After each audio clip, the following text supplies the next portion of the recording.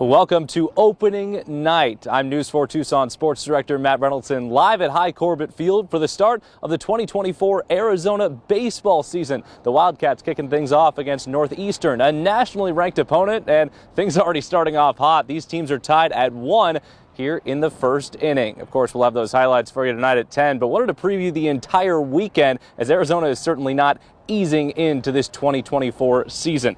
The Cats are taking on the 23rd ranked Huskies in a 3-game set over the next 3 days. The Huskies went 44-16 last year and bring back a ton of firepower to the lineup. But Arizona counters with a deep pitching staff ready to take a huge step from last year. And make no mistake, this is exactly the kind of challenge the Wildcats want right out of the gate. It's going to end up being a great team to play. They're going to be really good in their conference back east. They're going to be good against us. They're going to test us, which we need to be tested. It turns out that it's a great schedule for us. I've always been taught that it's not the best team, it's the team that plays the best.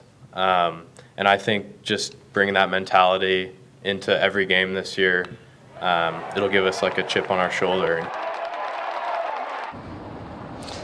Well, the biggest test of the season so far for Arizona softball, hosting number 13 Arkansas after the Cats manufactured 2 runs in the first. Dakota Kennedy's defense keeping them ahead. Webgem catch in left field to keep Arkansas scoreless. But in the top of the 7th, the Razorbacks finally get on the board. Rylan Hedgecock blasts a 2-run opposite field homer to tie it at 2. So Arizona trying to walk it off in the bottom half. That's a strikeout, but Carly Scoopin goes running and Reagan Shockey steals home. That's a walk-off winner. The Cats knock off Arkansas to improve to 8-0, and they're in action right now against Omaha over at Hillenbrand. Another season beginning on campus today, beach volleyball. The Wildcats kicked off 2024 with a red-blue scrimmage over at Bear Down Beach.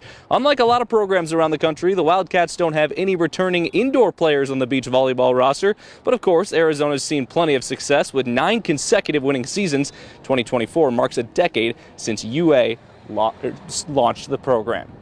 Well, the duel in the desert is a hot ticket. I was looking at the secondary market. The cheapest seat for Saturday's Arizona ASU game is already over $100. But this game comes at a crossroads for both of these teams this season because it's a big one for both of them, regardless of the rivalry. When you look at what Arizona has done the last 5 games, they are playing some fantastic basketball. But ASU could potentially make its season with a win at McHale, and Arizona's just taking things one game at a time. That mentality for the Cats has paid off, and the Wildcats just swept the toughest road swing in the conference. They're clicking on all cylinders heading into the final month of the season.